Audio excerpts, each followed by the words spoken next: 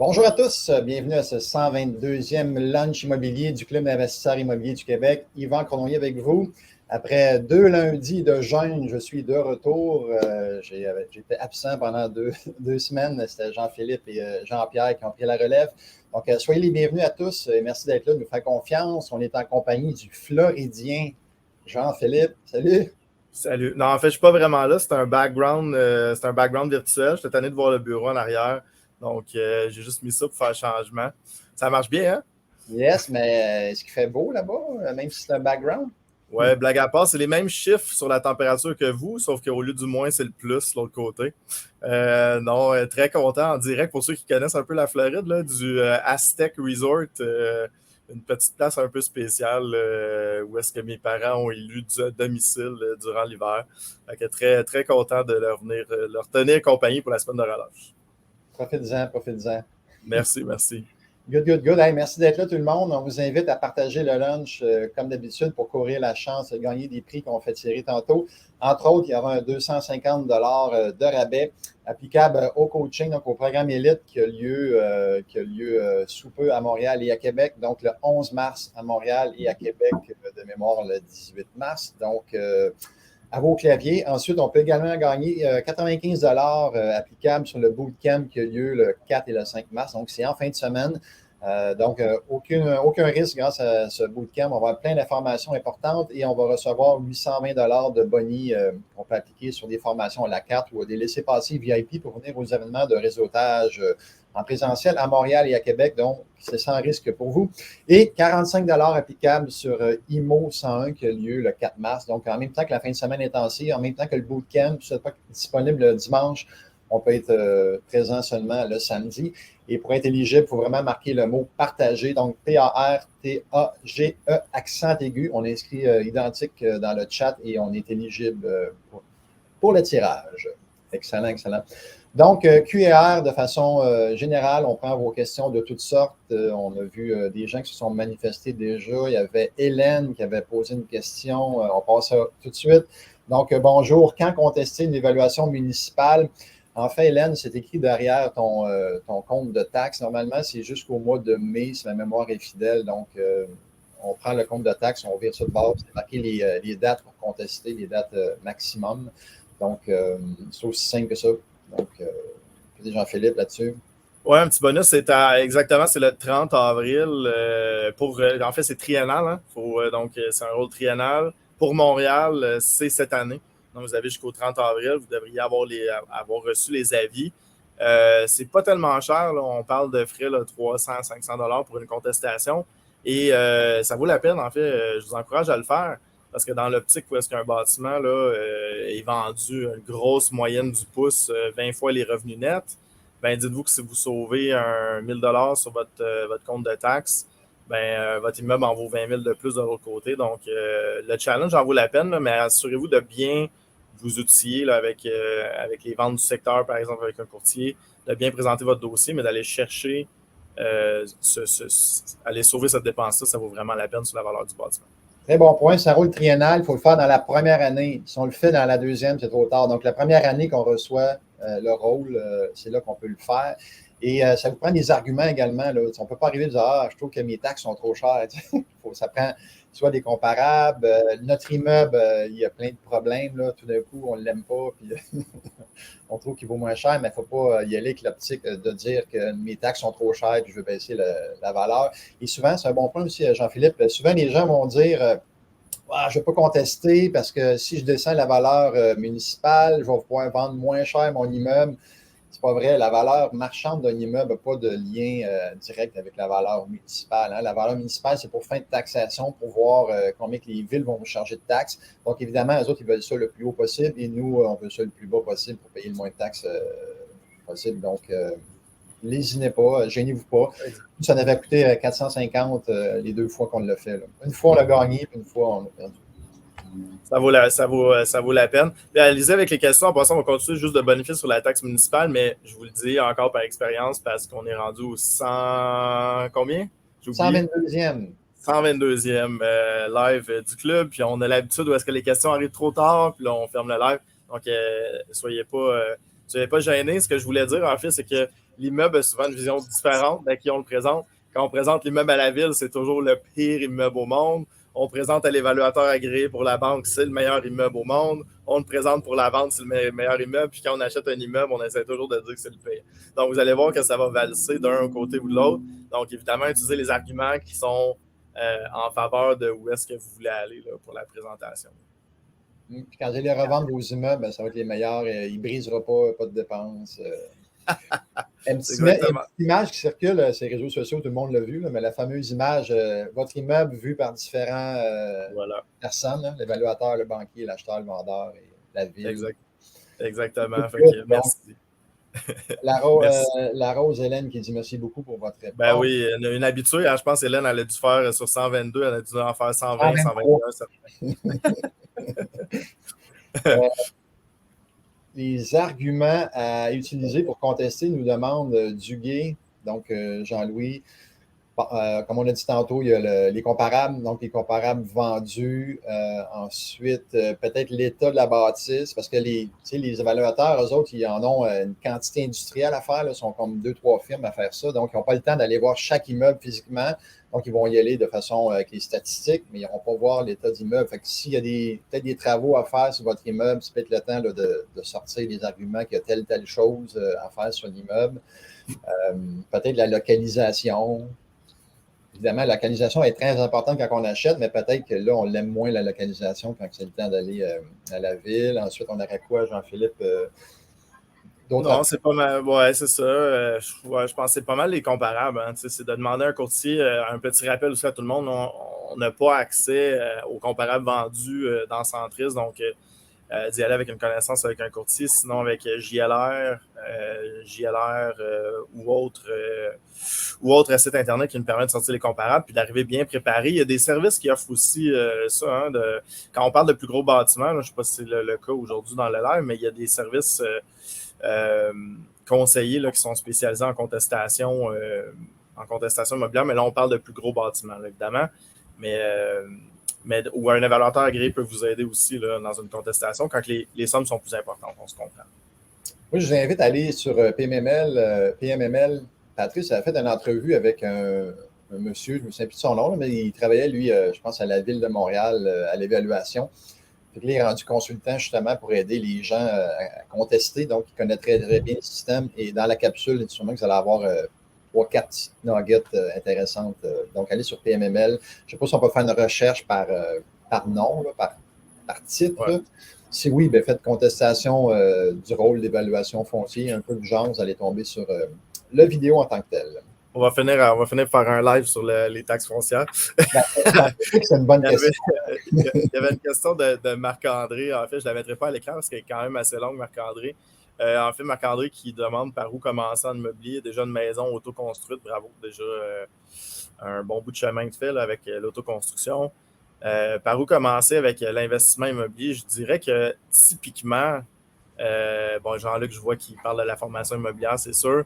Mais typiquement, ce qu'on recommande, oui, la formation, les livres, je pense qu'Yvan, en plus, tu les as toutes avec toi. Un livre, là, c'est pour la vingtaine de dollars que ça coûte le contenu que ça l'offre. C'est extraordinaire. Ensuite, on pousse plus loin. Formation, coaching, etc. Ça, c'est sûr, ça va vous donner les outils. Ensuite, si on parle vraiment d'actifs, moi, je suis un gros fervent des Plex au départ. Je trouve que c'est une merveilleuse école d'acheter duplex, triplex, quadruplex. On est capable de gérer les locataires. Il n'y en a pas tellement. On apprend, on vérifie si c'est pour nous, hein, parce que des fois, ça peut arriver qu'on n'aime pas ça, puis c'est pas notre créneau, puis on décide de passer à d'autres choses. Mais c'est extraordinaire, surtout pour les propriétaires occupants. Le jour Marc-André, tu as déjà ta maison. Mais moi, je l'ai fait en tant que propriétaire occupant, donc je l'ai habité, j'ai géré les locataires, j'ai appris, j'ai fait les rénovations. Puis après ça, vous allez voir que vous allez être condamné à l'excellence, qu'on dit au club. Vous allez devoir passer dans le 6 logements et plus, parce qu'éventuellement, vous serez plus capable d'acheter des portes dans le plex au niveau du personnel. Mais moi, c'est le chemin que je préconise définitivement pour l'investissement immobilier. Là. On a vu d'autres choses, évidemment, on a tout vu au club, là, mais j'aime particulièrement ce chemin-là. Je ne sais pas pour toi, Yvan. Là. Je bonifierais avec quelque chose qui n'est pas vraiment technique, mais j'irais plus dans le pourquoi. Donc, peut-être, Marc-André, pourquoi tu veux faire l'immobilier? Tu te poser la question quand même, parce que la technique, tu vas l'apprendre, comment faire des offres, comment analyser, comment visiter un immeuble, tout ça, tu vas l'apprendre techniquement, mais peut-être te poser la question pourquoi tu vas faire de l'immobilier autre que de faire de l'argent. Donc, ça te prend de quoi qui va être assez fort parce que le jour que tu vas rencontrer des embûches, si ton pourquoi n'est pas assez fort, tu risques de t'éteindre, donc peut-être faire d'autres choses par la suite. Fait que vas-y sur ton Big Why aussi, peut-être tes objectifs de la prochaine année. Est-ce que tes objectifs de la prochaine année, c'est de faire de l'argent grâce à l'immobilier rapidement ou de t'enrichir, donc acheter un immeuble pour t'enrichir dans le futur? Et ça va dicter un petit peu la stratégie que tu vas utiliser. Si tu veux faire de l'argent rapidement, tu n'as pas 56 000 solutions. Tu peux faire des flips, par exemple. Hein, ici, acheter des immeubles, les revendre. Tu peux flipper des promesses d'achat. Tu peux acheter un immeuble à revenu, l'optimiser, le refinancer, puis récupérer du cash plus que la mise de fonds. Donc, ça te permet de faire des liquidités aussi. Donc, pose-toi la question, qu'est-ce que tu vas faire dans la prochaine année? Est-ce que c'est pour faire du cash rapidement ou accumuler pour le futur? Ensuite, choisis-toi un secteur aussi, très important. Et demande des comparables vendus pour connaître bien ton secteur. Parce que souvent, les gens, ils choisissent un secteur, ils regardent dans le fond des propriétés en vente, ils n'ont pas de vendus, ils n'ont pas de comparables vendus, puis ils ont de la misère à se faire une idée sur la valeur des immeubles dans le secteur. Ils sont insécures, ils ne savent pas trop s'ils doivent aller de l'avant ou pas. Mais si vous connaissez bien votre secteur en demandant des comparables vendus à un courtier, ça allait être solide quand vous allez voir un immeuble, vous allez savoir s'il y a de quoi d'intéressant ou si c'est pas bon. Donc, j'irai avec ça comme complément à l'information. Peut-être que tu peux bonifier avant de prendre la prochaine question. Non, c'est bon. Hein? C'est le côté personnel. Hein? On dit, Jacques le disait, nous on dit aussi 80-20. Hein? 80% développement personnel, 20% connaissance. Fait que Yvan, je ne sais pas, est-ce que tu veux qu'on en prenne une autre avant les annonces ou tu veux y aller avec les annonces? Oui. Un autre sans mes annonces. Ben, regarde, je vais y aller avec Marilyn.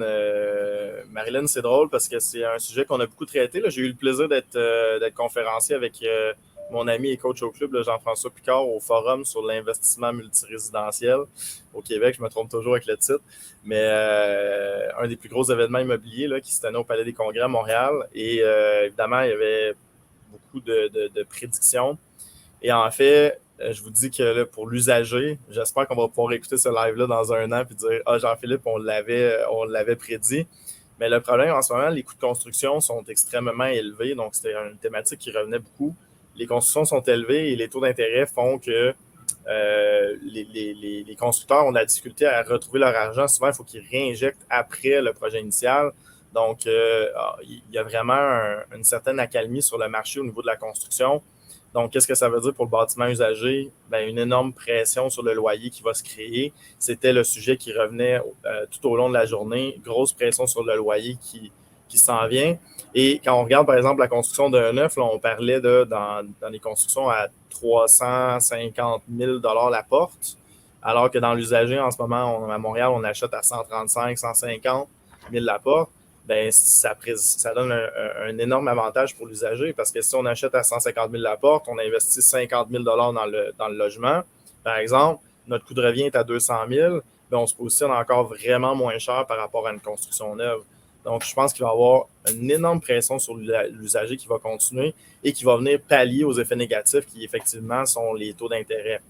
Au niveau des taux d'intérêt, ils se sont prononcés aussi légèrement. Donc, on parlait peut-être d'une possible dernière hausse de 25 points, mais après ça, on s'en va vraiment vers la pente descendante au niveau de l'inflation. On avait une belle présentation de l'Institut du Québec là, sur l'inflation. Donc, c'était les prévisions là, qu'ils annonçaient. Donc, le coût de construction, les taux d'intérêt font que l'usager, je pense que c'est un merveilleux créneau en ce moment dans les grands centres, là, du moins.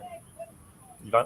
Exact. On va avoir une belle formation qui s'en vient. On va en parler tantôt là, sur la rénovation et la construction dans le neuf. C'est sûr que le neuf est plus tough, comme tu dis, mais la rénovation, il va toujours en avoir. On a quelque chose à vous annoncer tantôt là-dessus. Marilyn, je ne sais pas ta question, parce que tu sais, dans les coachings, il y a souvent des gens, même toi, j'imagine, qui t'appellent, Jean-Philippe, ils te posent la question, le marché, c'est quoi ta boule de cristal? Très, très dur à déterminer qu'est-ce qui va s'en venir. Mais moi, je ressens souvent il y a comme deux mondes. Ceux qui posent la question, des fois, il y en a qui sont comme insécures. Ah, c'est le temps d'acheter d'un coup que le marché plante, que je vais attendre. Il y en a qui sont comme insécures.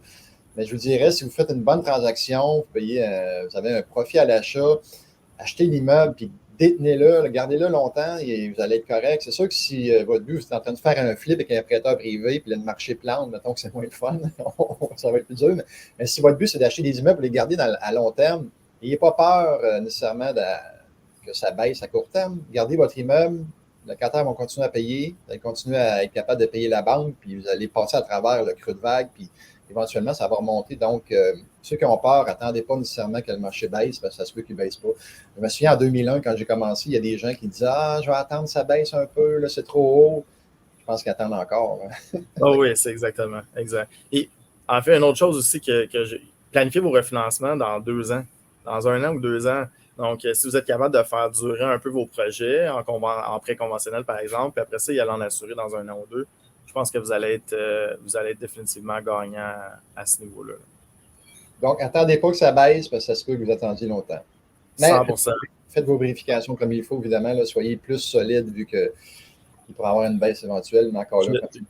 C'est rare que je suis confiant dans la vie, là, mais je suis 100% confiant que l'usager va continuer de monter de prix dans la prochaine année. Je suis sûr du fait qu'il y a l'immigration qui rentre, il manque de logement, il va y avoir une grosse pression positive sur le logement. Donc, c'est rare que je m'affirme, là, mais disons ma boule de cristal est pas mal claire après avoir entendu tout ce que j'ai entendu au forum au Palais des Congrès.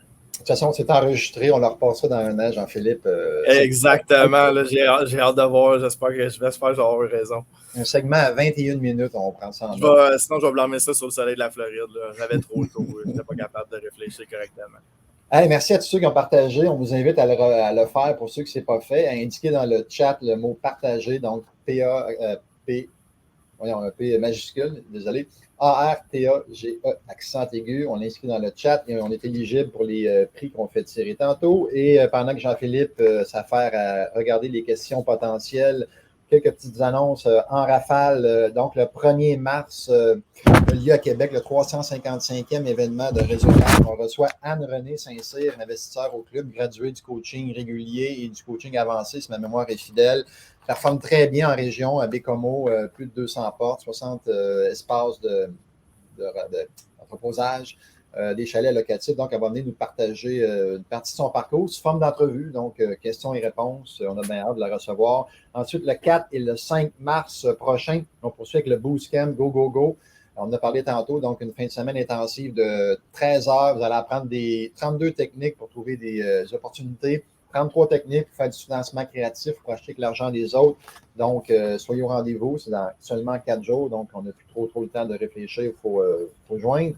Ensuite, le 4 mars, pour ceux qui ne sont pas disponibles le dimanche, j'aimerais suivre seulement le samedi, donc l'indépendance financière grâce à l'immobilier. Le premier cours que M. Lépine a donné est issu également de son livre L'indépendance financière grâce à l'immobilier, vendu à 45 000 copies, je crois. Donc, un beau 6h30 qu'on va passer ensemble. Ensuite, le 7 mars, 356e événement à Montréal. Donc, on reçoit Stéphanie Dontigny et Yannick Champagne, donc un couple qui réussit très bien en immobilier, qui allie, dans le fond, l'investissement immobilier, la famille. Ils ont quand même 4 enfants et ont un bel équilibre de vie, tout ça. Donc, ils font de la PNL aussi appliquée à l'immobilier. Donc, ils vont venir nous partager une partie de leur parcours. Il y a des gens qui l'ont peut-être entendu durant le coaching, mais ça va être un témoignage complètement différent, beaucoup plus court. Donc, axé sur l'investissement en couple et indirectement l'investissement avec les associés, parce que quand on investit en couple, on investit avec des associés. Ensuite, le 11 mars prochain, a lieu le prochain cours du coaching, donc le programme Élite qu'on peut joindre. Il y a déjà 2 cours de fait, mais ceux qui veulent rattraper les 2 cours manqués, c'est possible de le faire lors du bootcamp et lors d'un cours qui a lieu en mai.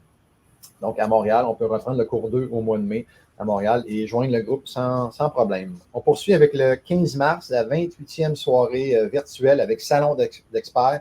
Donc, une belle occasion là, de rencontrer des professionnels dans le domaine, leur poser des questions, rencontrer d'autres gens qui ont les mêmes intérêts que vous, donc échanger dans les focus group que l'on crée. Il y a une vingtaine de salons thématiques qui vont vous être offerts. Ensuite, le 17 mars, le vendredi, donc, on a sauté on s'en va au chantier, donc le bootcamp, le chantier que je parlais tantôt. Formation qu'on a mis sur pied avec Emmanuel Serra du groupe Serra, groupe conseil, que Emmanuel est dans l'immobilier depuis, pas dans l'immobilier, mais dans la construction depuis 30 ans. On a joint nos forces et on a créé un cours sur la rénovation et la construction neuve. Donc, comment avoir des points de contrôle sur vos projets de construction, pour être sûr que vous rentrez dans les temps, que vous ne dépassez pas les coûts, parce qu'on sait que ça coûte toujours plus cher que prévu, c'est toujours plus long, mais comment réduire ces délais-là et ces coûts? Donc, c'est entre autres ce qu'on va vous montrer, mais c'est une fin de semaine de 13 heures, donc beaucoup de matériel à vous transmettre pour vous aider dans vos projets. Donc, ça va être disponible sur le site du club dans quelques heures, dans quelques jours maximum. Donc, surveillez les annonces, les courriels qu'on va faire également. Et on enchaîne ensuite avec la prochaine annonce qui est le 17 mars, le vendredi, donc qui est animée par Lise, ma conjointe, et Manon Paquette, qui reçoivent justement Emmanuel Serra. Vendredi, elle va être là pour discuter avec vous, mesdames, échanger sur divers sujets, entre autres rénovation et construction. Et on termine avec la dernière annonce le 31 mars. On a 31 mars ici. On a l'initiation à l'immobilier commercial, un cours offert par le club, donc qui est animé et donné par Jean-Pierre Dussault. Également, Laurent Paquin va être là de PMML et il va y avoir également Brian Fadoul pour le courtage hypothécaire, donc le financement de ces immeubles commerciaux-là. Donc, c'est un rendez-vous le 31 mars. Et voilà, ça complète la série de petites annonces. Yes! Ah, il y a du stock au club, hein? Ça brasse, ça brasse. Oui, ben on ne les a pas toutes mis parce qu'on trouvait ça long, là, mais oui, il y a pas mal de stock, effectivement. Hey, regarde, j'en ai une pour toi, Yvan, là, toi qui m'as montré tous tes livres avec toi. Là. Diane qui dit, Diana qui vient de se joindre au club, les lectures qui sont recommandées, évidemment, tous les livres du club. Mais en as-tu des coups de cœur? Ben oui. On a le flip pour ceux qui veulent faire de l'argent rapidement. Donc, on peut acheter un immeuble, le revendre rapidement. Ceux qui veulent y aller avec l'accumulation à long terme, l'indépendance financière grâce à l'immobilier. Donc, beaucoup de trucs là-dedans aussi qui sont offerts. C'est un livre écrit par M. Lépine, le fondateur.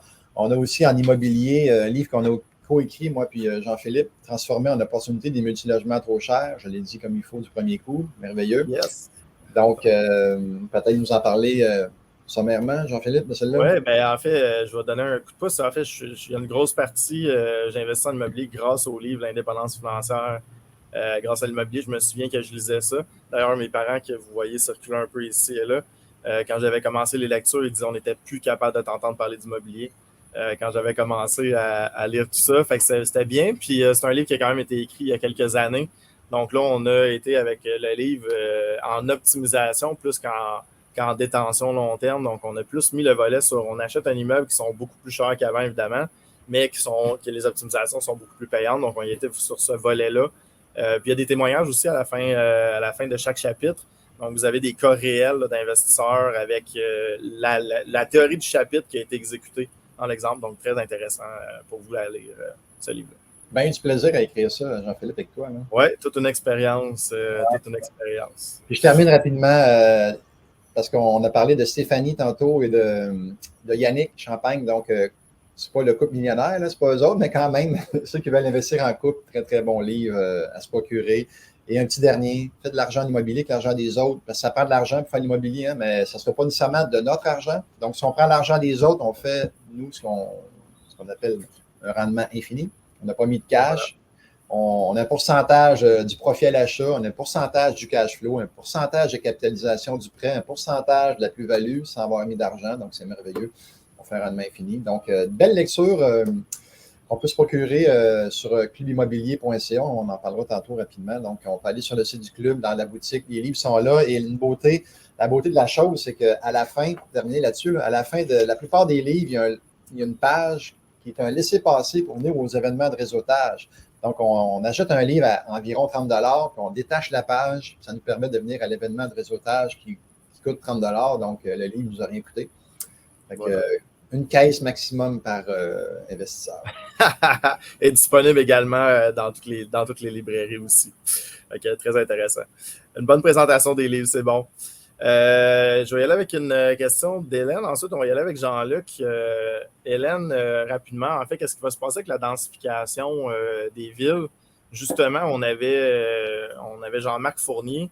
Là, je ne veux pas le débattre dans son titre, là, mais président en tout cas d'urbanisme. Je ne me souviens plus exactement le titre, mais en consultation d'urbanisme, puis il y avait une rencontre justement avec la ministre de l'Habitation où il y a un sincère désir de densifier, évidemment. Là, donc, on densifie les différentes régions parce qu'au niveau des transports en commun, c'est plus écologique, donc moins de gaz à effet de serre sur les déplacements, plus le tout fait du sens également au niveau de ne pas s'étaler trop et des coûts d'infrastructure routière.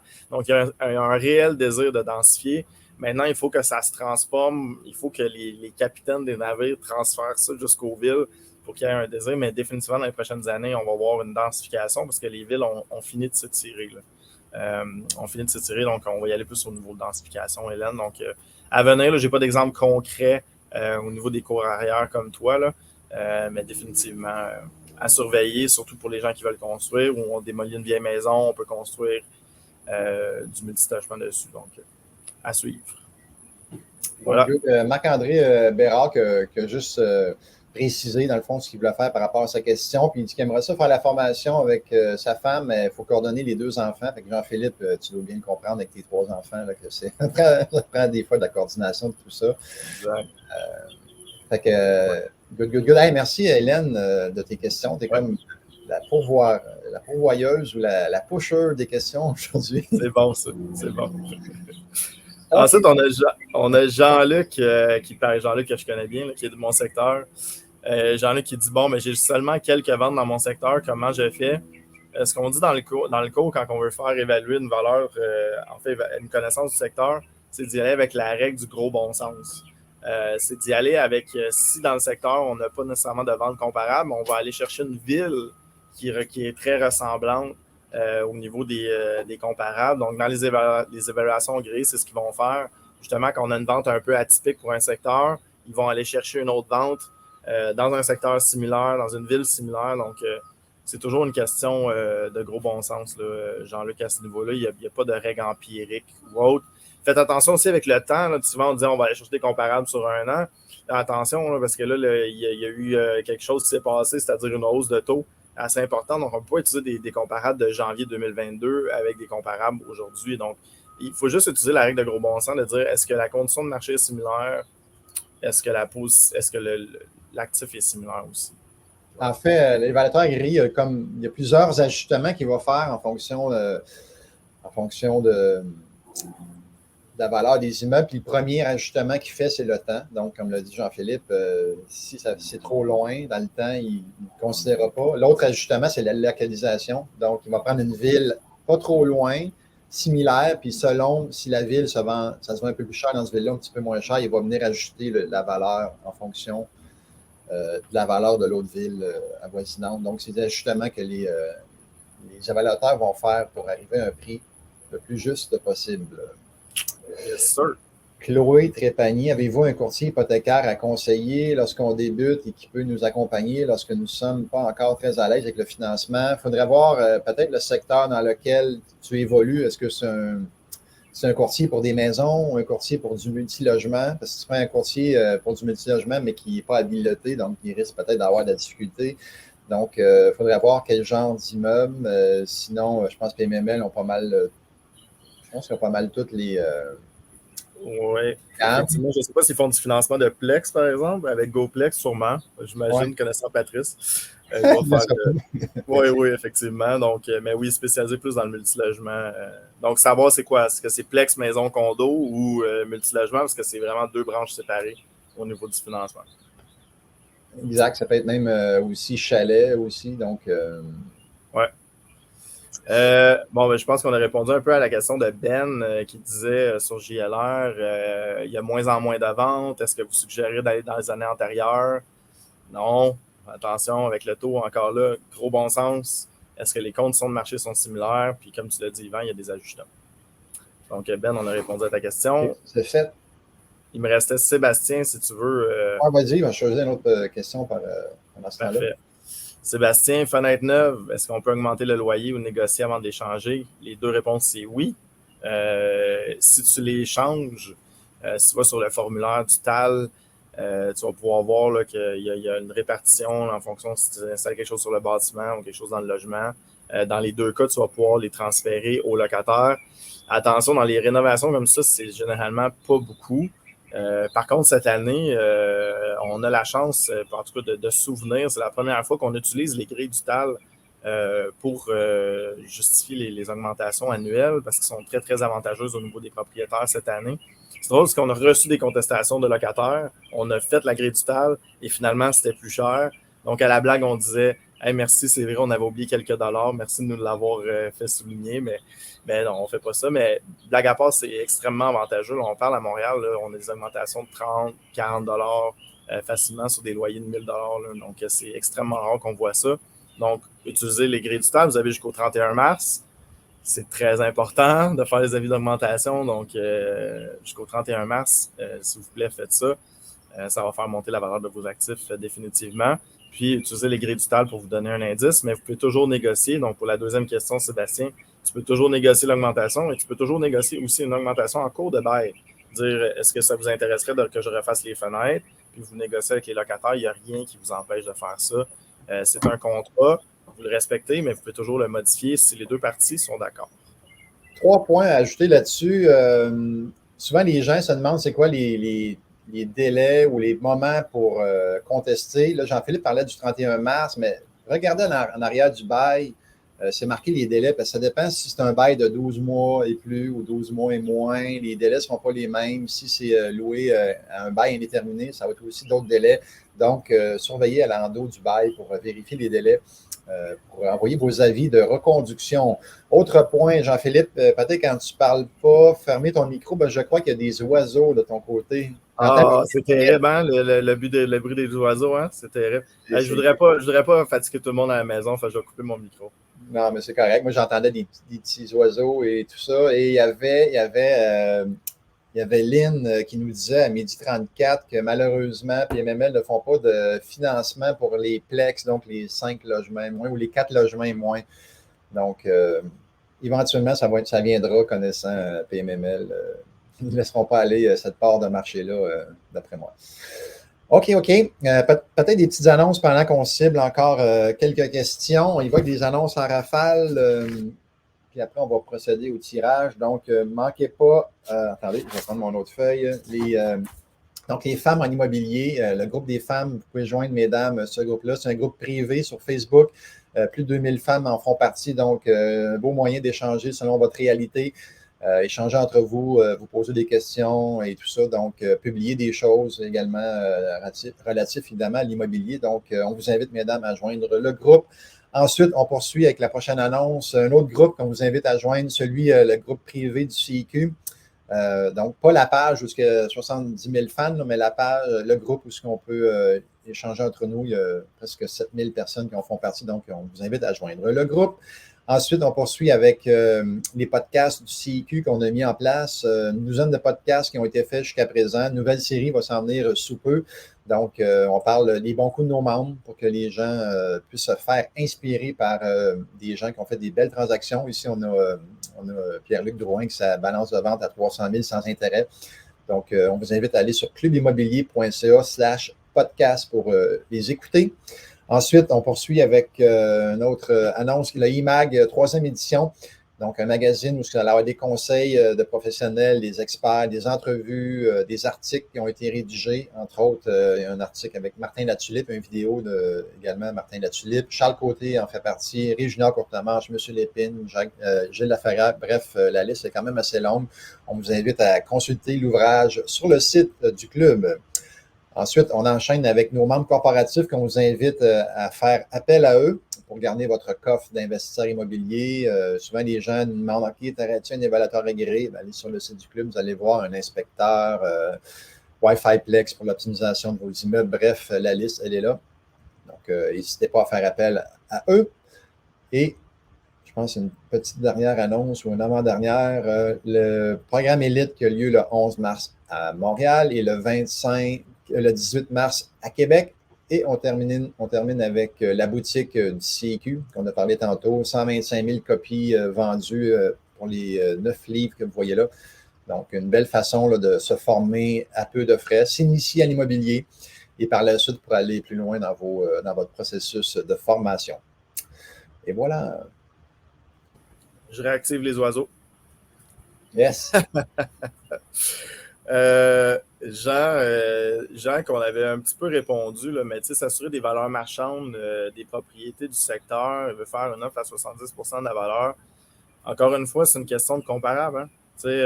J'adore faire l'exemple avec des voitures usagées dans le cours. Comment on fait pour savoir si la voiture usagée qu'on achète sur Auto Hebdo, c'est une bonne transaction? Mais qu'est-ce qu'on va faire? On va regarder des annonces, on va regarder des annonces, on va regarder des annonces jusqu'à temps qu'on ait une connaissance suffisante du marché pour reconnaître une bonne transaction. C'est la même chose avec les immeubles. Donc, on regarde les immeubles, on standardise les dépenses. Donc, si jamais vous avez besoin d'aide pour les standardisations, dans le livre, on donne des exemples. Sinon, dans la formation, évidemment, du coaching ou transformant l'opportunité des multi-logements trop chers. Et là, on standardise les dépenses et là, on va chercher des indicateurs comme le prix par porte. On va chercher le MRN, on va chercher le MRB, l'indicateur de revenu brut, le facteur de dépense, et on absorbe cette donnée-là, puis après ça, ça nous permet d'avoir une connaissance du marché. Puis genre, à la fin, si jamais tu veux une vérification ultime, fais-la évaluer par un évaluateur agréé, ça va être la finalité. Mais j'ai tendance à dire, allez chercher l'information avant de payer un évaluateur agréé. Ça ne devrait pas être une surprise, ça devrait être une confirmation. Et à 70% de la valeur marchande, ça va prendre un vendeur qui ignore cette valeur-là ou un vendeur qui est motivé, là, parce qu'à 70%, s'il connaît la valeur marchande et il est prêt à aller à 70%, donc laisser aller 30% de profit ou de rabais, il va falloir qu'il y ait une motivation quelconque. Vous allez devoir déceler la motivation du vendeur pour être capable de dénicher à ce ratio-là par rapport à la valeur. Voilà. OK. Sébastien, bonjour. Je débute avec mon premier achat demain. Félicitations, Sébastien. J'imagine que tu notaries demain. Avec mon premier quadruplex, de combien puis-je augmenter le loyer? J'ai vu sur le site du TAL, j'imagine 2,3. Donc, est-ce bien exact? Jean-Philippe aurait répondu quand même à ça tantôt. Oui, exact. Oui, exact. Absolument. Ouais. N'a jamais, tu sais, en tout cas, essayer de bonifier l'augmentation, même si le TAL vous dit 2,3, essayez à 3, à 4, à 5, négocier avec le locataire. D'un coup, qui dirait oui. Si c'est fait de gré à gré, il n'y a pas de problème. OK. J'avais Sabrina qui avait une question intéressante. J'avais un petit site web pour vous aussi. En fait, Sabrina qui dit des investisseurs immobiliers qui veulent vendre leur parc dans la région, comment je peux savoir les risques? Les risques d'investissement, ben, en fait, un risque, si on parle de région, un risque, en fait, c'est la vacance. Sabrina, je ne sais pas dans quel secteur que tu es. Donc, c'est sûr qu'il y a des secteurs où est-ce qu'il y a une fluctuation. Là. Je pense par exemple à Sept-Îles où est-ce qu'il y a une fluctuation, où est-ce qu'il y a du niveau du taux de vacances. Donc, d'aller évaluer les risques au niveau de la vacance. Ben, en fait, je vous mets à l'instant le site web de la SCHL, en fait, qui est un portail d'information. D'ailleurs, ils viennent tout juste de relâcher les dernières statistiques. Là-dessus, si vous allez sur marché locatif primaire, vous allez être capable de voir le taux de vacances par type d'unité, donc des 1,5, 2,5, 3,5, 4,5, 5,5. Donc, vous avez toute l'information au niveau de la vacance. Vous avez une information au niveau des prix moyens, également de location. Là, attention, ça, c'est la SCHL appelle les propriétaires actuels. Donc, ça, les propriétaires actuels donnent les informations actuelles de location. Ça ne veut pas parler de potentiel, c'est vraiment une moyenne de louer actuellement. Donc, ça vous donne une idée. Sinon, si vous voulez aller voir la valeur future, ben, il y a nos amis chez Ziplex dans lesquels on peut aller consulter les valeurs potentielles de location là, en fonction d'un appartement normal ou rénové. Donc, je te dirais, va voir sur le portail, regarde ta région plus précisément. Tu vas voir c'est quoi le taux de vacances. Tu vas le voir aussi dans l'année courante et les 2 dernières années de mémoire là, sur le site. Donc, on peut voir le taux évoluer en fonction du temps sur là-dessus. Donc, Sabrina, évidemment, ben, tu as renseigné sur le marché, encore une fois, comparable. Chercher le comparable vendu.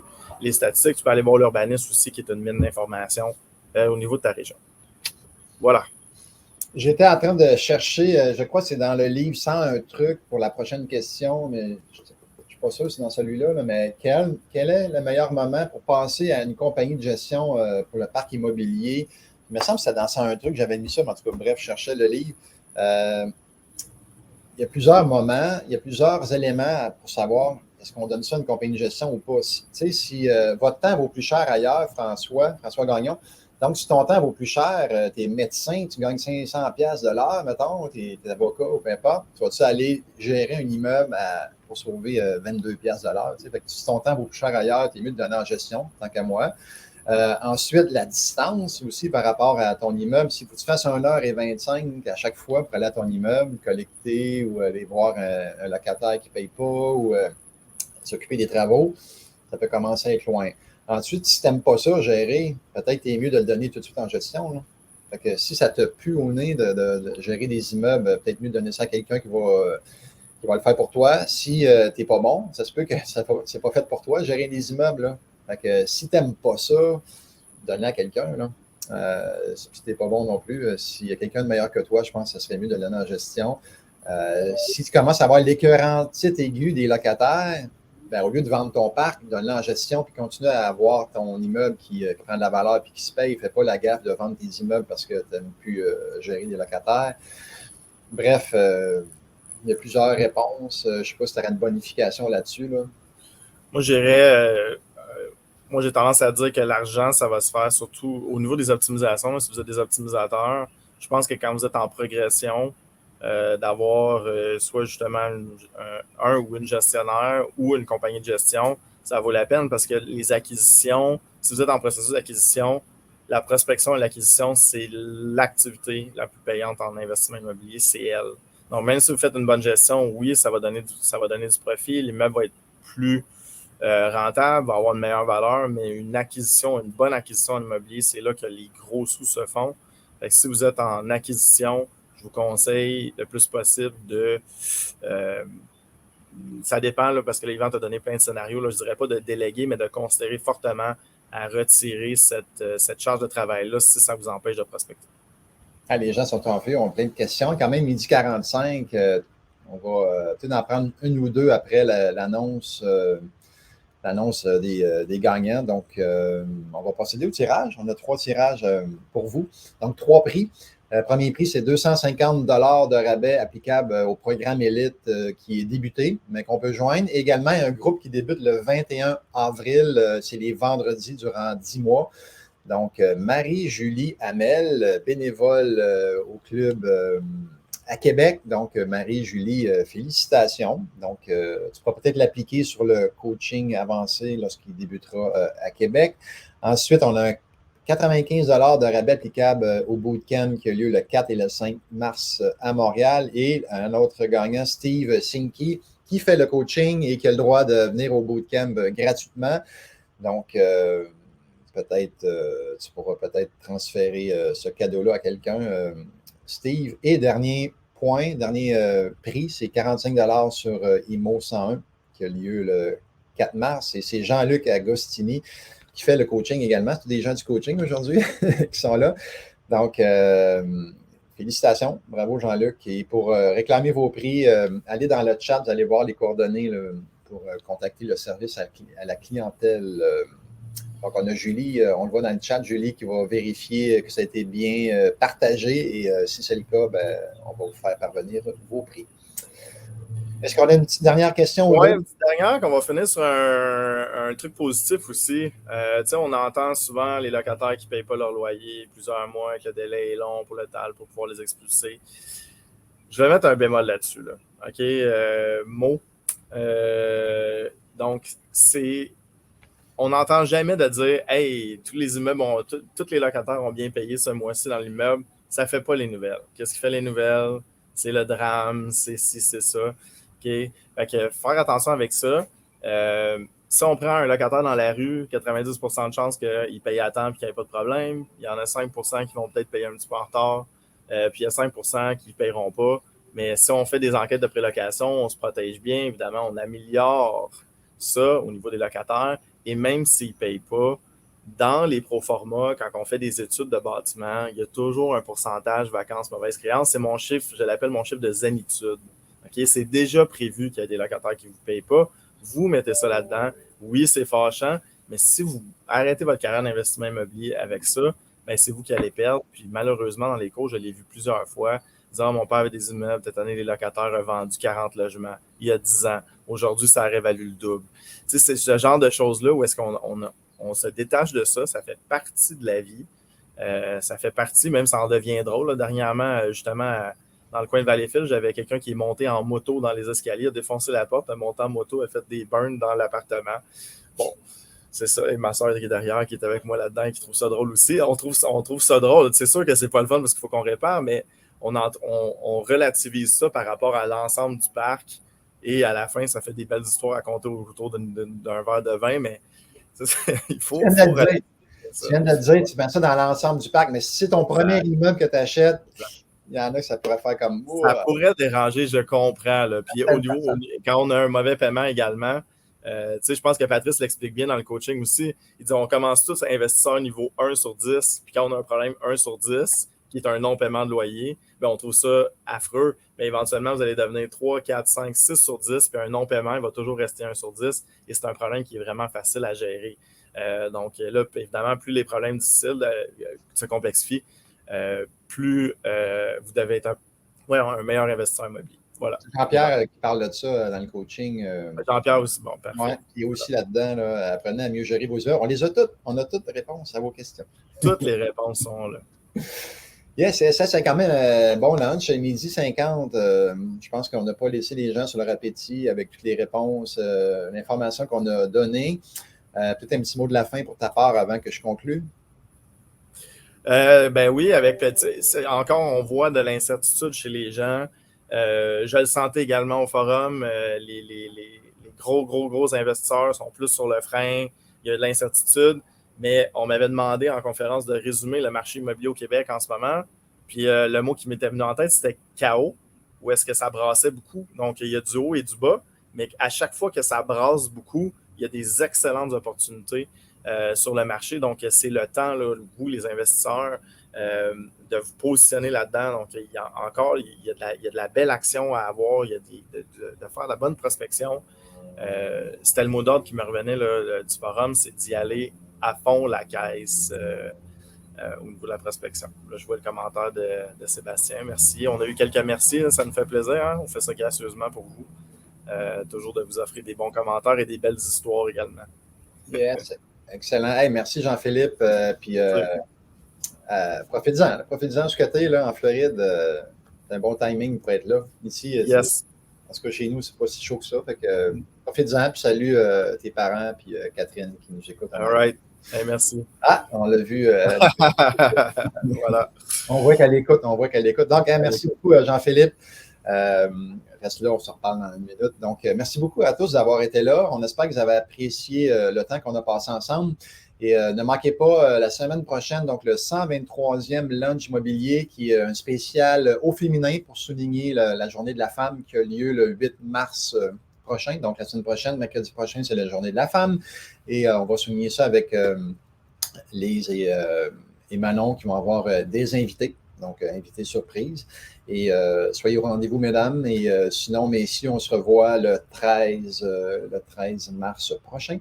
Donc, merci beaucoup d'avoir été là. N'hésitez pas à partager, dans le fond, les lunchs pour aider les gens dans leur processus. Et à bientôt. Go, go, go!